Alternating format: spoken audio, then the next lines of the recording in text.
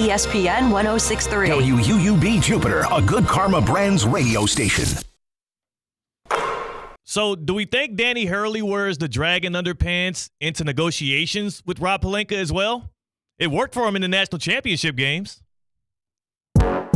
Live from the Anajar and Levine Accident Attorney Studios. The man your man could smell. Theo Dorsey is theoretically speaking. But are you a different animal and the same beast? What does that mean, Kobe Bryant? Streaming live on YouTube. Here's Theo Dorsey. Sure do hope he's still getting those things washed. It's a Thursday, a theoretically speaking Thursday, episode 41 all time. It's Theo Dorsey right here in front of you, your guy. Got my guy C-Cat on the ones and twos over here. As always, we're streaming live on YouTube at Theo Speaking, so you can see our pretty faces. I got a nice fresh haircut, by the way. And well, it's not that fresh. I've had it for like 3 or 4 days, but it still looks good. So tap in and get a view. I'm not like C-Cat, who, again, I told him back in the day, hey, when you get the fresh cut, rule number 1 is you got to let that thing breathe. Rule number 2 is you got to run a bunch of errands. So have you finally learned, are you acclimated to that when you get your next haircut 8 months from now, C-Cat? No, I'm not acclimated to that whatsoever. I wear a hat every single day, whether or not it's 45 days since my last haircut or the day of that haircut. So ridiculous. It's a waste of a haircut if you're going to hide it from the world. Building character. I'm the hat guy. So when people see me without a hat, they'll be like, hey, I always see you with a hat. I don't want to do that conversation, Theo. You also wear the same hat. It's the Florida hat. What is that? I've got like 6 in the rotation. But that's the main one. That's your favorite hat. That is my newest hat that I like the most. Okay. I like the Crushers hat. I like the Tommy Bahama hat. I've got a Yankees hat. I got a couple hats. I didn't mean to call you out. He wants to let you guys know that the Cat household is doing very well. Multiple hats in the closet of Christian Cat. Dan Hurley deciding on if he wants to put on a different hat. He's been sporting that Uconn men's basketball hat, back-to-back national champion, that is Dan Hurley from Uconn out there in Storrs, Connecticut. But like you all did, I woke up this morning to a Woj bomb like none other. For all of these weeks, all we've been hearing about is that the media sensation, the podcasting prolific J.J. Redick was going to be the next coach of the Los Angeles Lakers. He was doing the Mind the Game podcast with LeBron James. Everything was pointing towards him. In fact, Shams Charania of The Athletic was saying pretty much, it was a done deal almost. JJ, after the NBA Finals, would be on the bench for the Lakers. And then on Unsportsmanlike, what you hear here from 6 to 10 a.m. weekdays, Evan Cohen, Michelle Smallman, Chris Canty, Adrian Wojnarowski dropped the Woj bomb of the day, flirting out the fact that the Los Angeles Lakers have a new head coaching candidate, and he goes by the name of Danny Hurley. The Lakers over the next few days are in a full court press to convince Dan Hurley to come to L.A. He has told them that he wants to hear them out. And I think the Lakers, Rob Pelinka, they want to put a program in place in L.A. And from day one of this Lakers search, guys, it has been Dan Hurley. Now, they've interviewed other candidates. They don't know whether they can get Dan Hurley.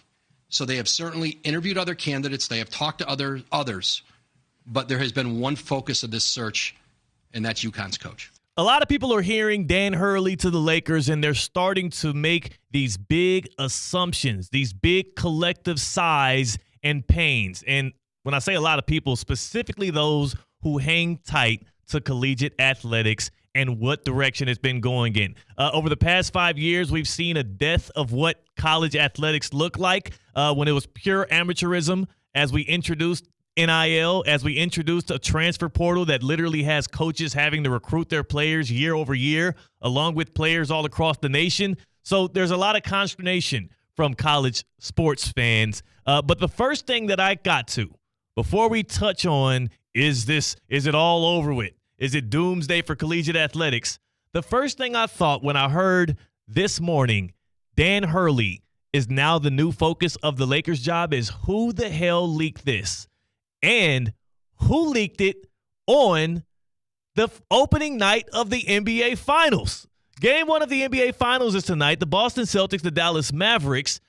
You would assume that when Brian Windhorst is all suited and booted, ready to go at the Seaport Studios in ESPN, Adrian Wojnarowski, all the same, that they would be there answering questions about the finals. So my first inclination is that the Los Angeles Lakers leaked this to be petty to the Boston Celtics, because you know what the mission is for the Celtics is going forward this week, a week and a half from now, 2 weeks from now, they're hoping that they can be the sole leader in the clubhouse at 18 NBA Finals championships over the Lakers. They're both knotted at 17 right now. But then I started thinking, is this not one of the greatest kind of tricks in the back pocket, one of the greatest leverage plays of all time for a guy like Dan Hurley to drop this thing on us? I really got into my bag of skepticism, and I'm starting to wonder if it didn't come from the Dan Hurley camp to put this out here today to continue to rise up what Dan Hurley is in the world of basketball, which is, from what all we hear from the experts, a guy that is completely has the faith of those who say this guy is an X's and O's guy. This guy can find a way to operate an offense and get buckets, not just on the collegiate level, but professionally, but also the fact that he can build a program and develop talent with the best of them. It feels like it could have been from Dan Hurley's camp. But I do want to touch on this specifically. Dan Hurley would be an absolute fool to not just consider taking this Los Angeles Lakers job, but I think Dan Hurley's got to take this gig. The Los Angeles Lakers is the best head coaching position in all of professional sports. And right now, me and C-Cat looked it up right before the show because I was curious, how much is Dan Hurley getting paid to be out there in Storrs, Connecticut, to try and be the coach, to be the first to win 3 straight national titles in a row, first since John Wooden at UCLA. And we looked it up. He's getting paid about $6 million a year.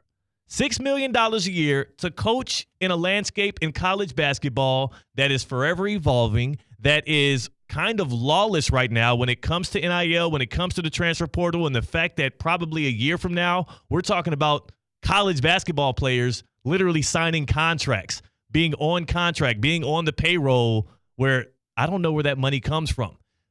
Dan Hurley has an opportunity now when his star is the brightest, when his foundation that he built at Uconn has gotten him to a point where he had Kentucky offering him $11 million a year to take a job with the Los Angeles Lakers and to build a culture there and to be that new linchpin for a franchise that is the #1 brand in the NBA. And I think he has to take it. And it's funny because last night, apparently, Gino Auriemma, the women's basketball coach at Uconn and friend of Dan Hurley, obviously hinted towards Dan Hurley that he would be a better coaching candidate than J.J. Redick. We heard this on the Dan Patrick Show. Just leaned over and I said, hey, I think you could win a lot of championships with the Lakers, more so than a guy who's never coached. And that's he JJ, just looked at me and, nodded, and we had a good laugh. And then this morning I wake up and voila. So I don't know what's going on. And it'd be a bad day for UConn for sure if this happens. And it would be a great day for Dan Hurley, and I'm sure a bittersweet day for Dan Hurley. This is either a leverage play from Hurley's camp to continue to bolster up what he means to basketball and his candidacy, not only to maybe ask for another extension, for another pay raise at UConn where he's getting paid $6 million a year, but also it could be the perfect platform for him to take that dive, take that leap into the NBA pool, something he has admittingly said he wants to try his hand at.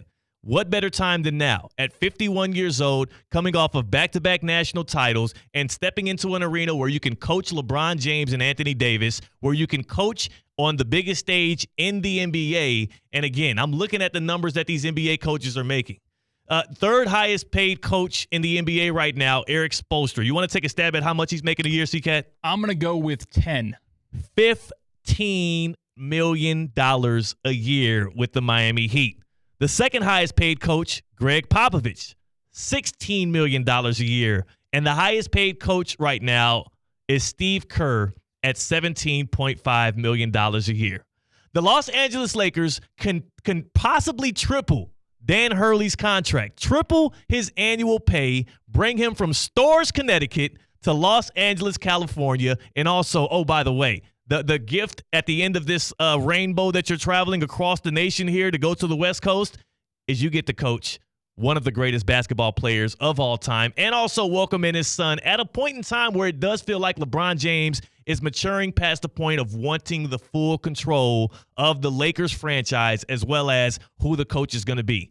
This right here feels like a perfect scenario, a win-win-win all around. Dan Hurley to the Los Angeles Lakers, and maybe you just throw in J.J. Redick on his staff as an assistant to appease LeBron James. I don't see how this doesn't get done. I would hope that on Hurley's side, he's not going to turn down a major deal. It sounds like they're talking about potentially 10 years. And again, name a better job in all of professional sports than head coach of the Los Angeles Lakers in 2024, especially when they're talking about signing a guy and hoping that they can be there for the next 10 years. It feels like it's a job you can't turn down. C-Cat, you are a guy that, I mean, you're reasonable, right? You're smart. I like to believe so. If you're in Dan Hurley's shoes, how do you turn down an opportunity to go to L.A. right now and coach LeBron James and AD, have a chance to ride out into the end of the career, one guy in LeBron James, and then become the face of the Lakers? And heck, 30 years from now, we could be picking out who's going to be playing Danny Hurley in winning time. Because I can look past my nose, because I understand that LeBron James will not be in the NBA 7 years from now. And Dan Hurley, if this goes well, would like to coach in the NBA more than 7 years from now.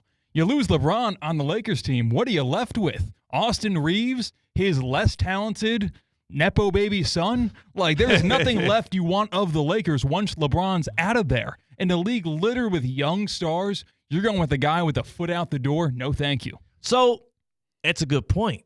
But when Dan Hurley talked about wanting an NBA job, he said he wanted a blank canvas. He talked about the prospects of being able to take young players and build them into somebody who can go out and contend for championships for years to come. That's what it feels like the Lakers can transition into. And on top of that, what the heck is he going to be left with out there in Uconn? Because I could tell you better right now, today, where the Lakers organization will be 2-3 years from now, post LeBron James, than what you can confidently tell me what it would look like on the college basketball landscape. And that's no furtherly put than the fact that this morning on Greeny, after we got the news of Dan Hurley potentially leaving Uconn for the Lakers, we had Mike Greenberg on Greeny, which you hear here on ESPN 106.3, 10 to noon. I mean, just morning collegiate athletics. Take a listen. This story solidifies that what we are witnessing is the end, the very end of collegiate sports as we have always known them. Dun, dun, dun. Why are we so dramatic in this industry? The end of collegiate sports. A couple dudes are able to get paid now, and now all of the NCAA, all of college athletics are tarnished for good, and they'll never be the same. This is not the end of college sports.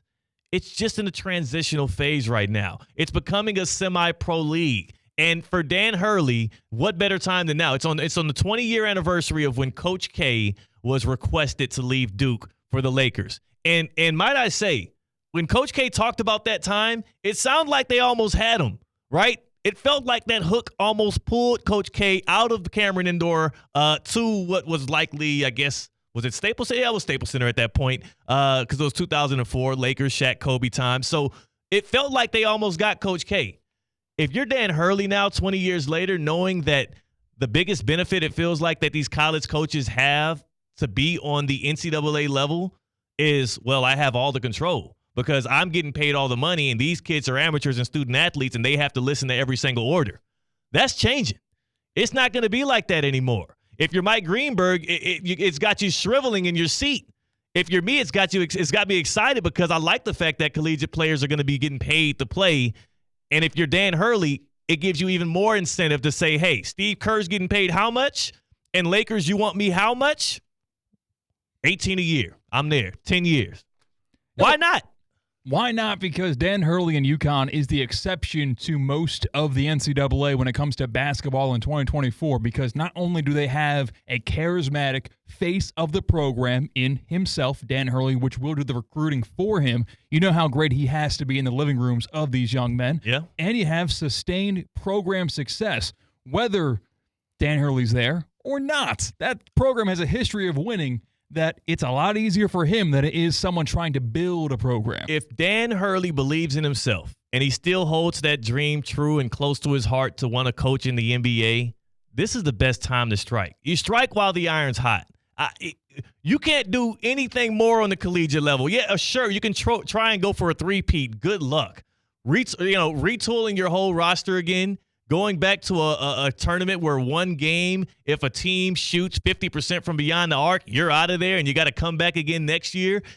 Going from coaching year-round where you got to recruit, you got to fundraise, you got to please the boosters, the money that's coming in for just you a few years ago, now you got to use that to pay players as well. Like, it almost feels like the Lakers' job would also be easier in a sense, getting paid more to live in a better city and to work an easier job. And to me, I can't see how Danny Hurley, outside of his wife overruling him, turns that one down. And we're talking about college sports. People are mourning the death of collegiate athletics here around the nation, whereas I feel like, there's a rebirth, a renewal, and a renewed spirit, especially here in Palm Beach County, because of a very important announcement that we're going to have right here on Theoretically Speaking coming soon. We're actually going to bring in one of the big guns from ESPN, executive director of the Boca Raton Bowl here to talk about that. But first, I want to tell you about Anajar and Levine Accident Attorneys. Come on. Like, we all are here. We're here in South Florida. We know how dangerous these roads get. We know how impatient people can be when they're trying to get from point A to point B. Don't be like them. But if one of them clips you up, you get in a car accident, a truck accident, a slip and fall, Anajar and Levine, Mark Anajar and Glenn Levine, they will fight for you because they don't get paid unless you do. Anajar and Levine Accident Attorneys are here on command for you when you need them most. So call Anajar and Levine for your free consultation. You don't want to just settle for any attorney. You got to demand Anajar and Levine. That's the Anajar and Levine difference. It takes just one phone call to take back control of your life. So take back control of your life. Call 1-800-747-FREE. That's 1-800-747-3733. Anajar and Levine Accident Attorneys.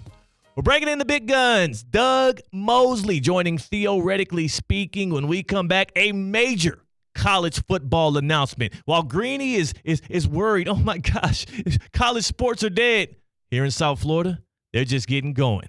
Doug Mosley when we come back. That's CCAT. I'm Theo Dorsey. We're Theoretically Speaking on ESPN 106.3. Live from the Anajar and Levine Accident Attorney Studios, Anajar